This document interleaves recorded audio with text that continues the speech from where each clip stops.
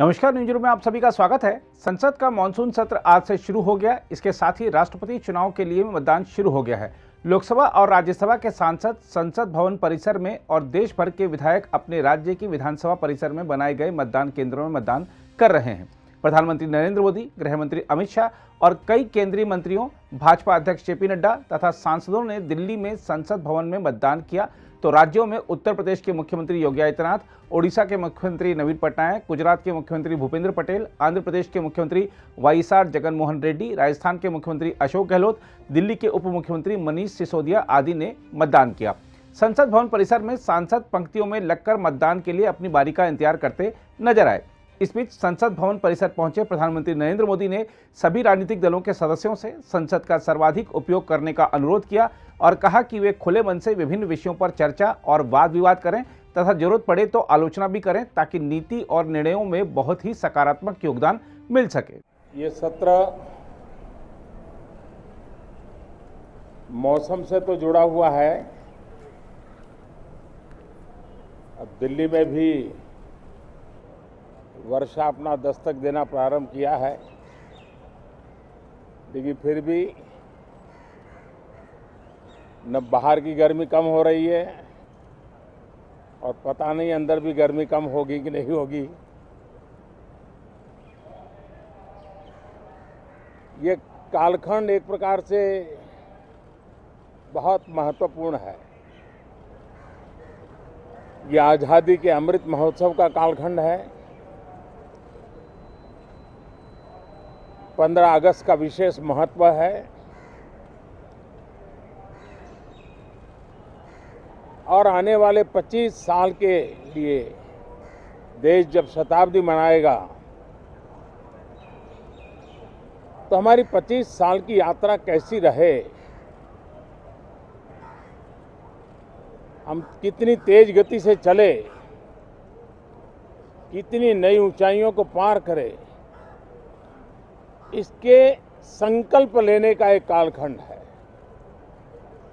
और उन संकल्पों के प्रति समर्पित होकर के देश को दिशा देना,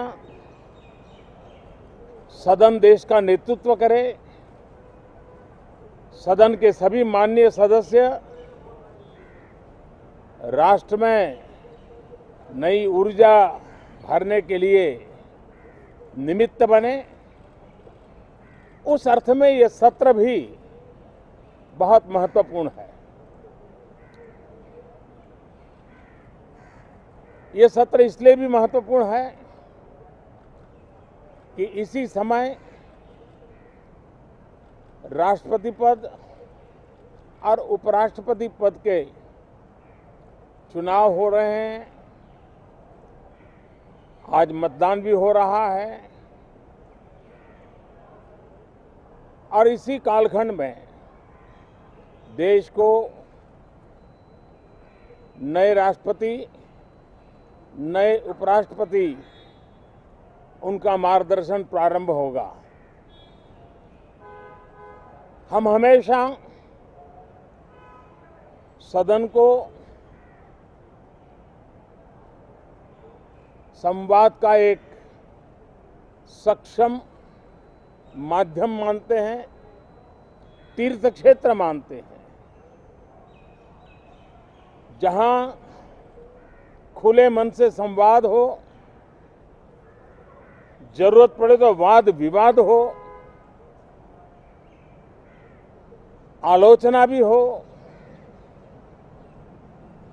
बहुत उत्तम प्रकार का एनालिसिस करके चीजों का बारीकियों से विश्लेषण हो, ताकि नीति और निर्णयों में बहुत ही सकारात्मक योगदान हो सके।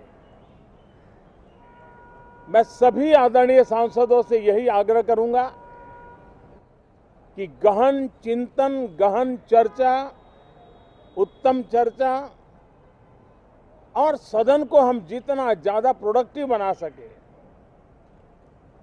सदन को जितना ज्यादा फ्रूटफुल बना सके, उसलिए सबका सहयोग हो और सबके प्रयास से ही लोकतंत्र चलता है।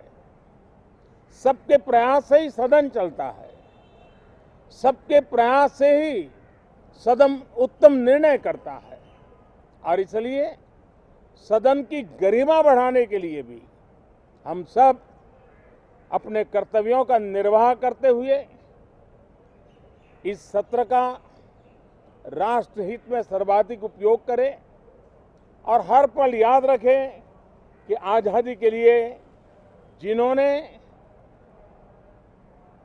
अपनी जवानी खपा दी, अपना जीवन खपा दिया, जिंदगी जेलों में काटी, कुछ ने शहादत स्वीकार की,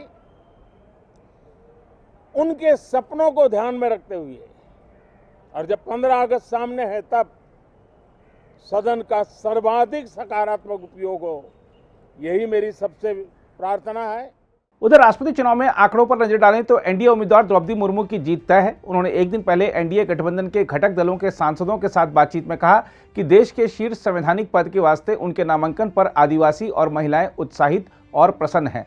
भाजपा संसदीय दल के नेताओं ने राष्ट्रपति चुनाव में मतदान की रविवार को मॉक ड्रिल भी की थी। इस दौरान यह सुनिश्चित किया गया कि सभी सांसद अपने मत सही तरीके से दें ताकि सत्तारूढ़ गठबंधन का एक भी मत व्यर्थ न जाए। सूत्रों ने बताया कि इस कवायद में डमी मतपत्रों का इस्तेमाल किया गया और ऐसी ही कलम का भी उपयोग किया गया जैसी राष्ट्रपति चुनाव में वास्तविक मतदान में इस्तेमाल की जाती है। इस ड्रिल के बाद द्रौपदी मुर्मू संसद भवन पहुंची, जहां भाजपा अध्यक्ष जेपी नड्डा, अपना दल की नेता अनुप्रिया पटेल और आरएलजेपी के नेता पशुपति पारस और अन्य ने उन्हें सम्मानित किया। उधर राष्ट्रपति पद के लिए विपक्ष के संयुक्त उम्मीदवार यशवंत सिन्हा ने द्रौपदी मुर्मू पर तीखा हमला करते हुए कहा कि अगर वह चुनी जाती हैं तो वह मूक, अदृढ़ और रबर स्टंप राष्ट्रपति बनेंगी। भाजपा के पूर्व नेता यशवंत सिन्हा ने देश भर के सांसदों और विधायकों से संविधान, लोकतंत्र, धर्मनिरपेक्षता और भारत को बचाने में मदद करने के लिए पार्टी संबद्धता की परवाह किए बिना उन्हें वोट देने की जोरदार अपील भी की। उन्होंने सांसदों और विधायकों से अपने विवेक के आधार पर वोट करने की अपील करते हुए कहा कि मैं सरकारी एजेंसियों के खिलाफ भी लड़ रहा हूं क्योंकि आजकल हर किसी पर दबाव बनाया जाता है। उन्होंने कहा कि सरकारी अधिकारी जोड़ तोड़ में लगे हुए हैं। हम आपको बता दें कि राष्ट्रपति चुनाव के लिए मतदान शाम 5 बजे तक चलेगा और मतगणना 21 जुलाई को होगी। अगर आप भी लेना चाहते हैं देश दुनिया की तमाम जानकारी तो आज ही सब्सक्राइब करें हमारे चैनल को। साथ ही नीचे दिए बेल आइकन को जरूर दबाएं ताकि हर अपडेट आप तक पहुंच सके।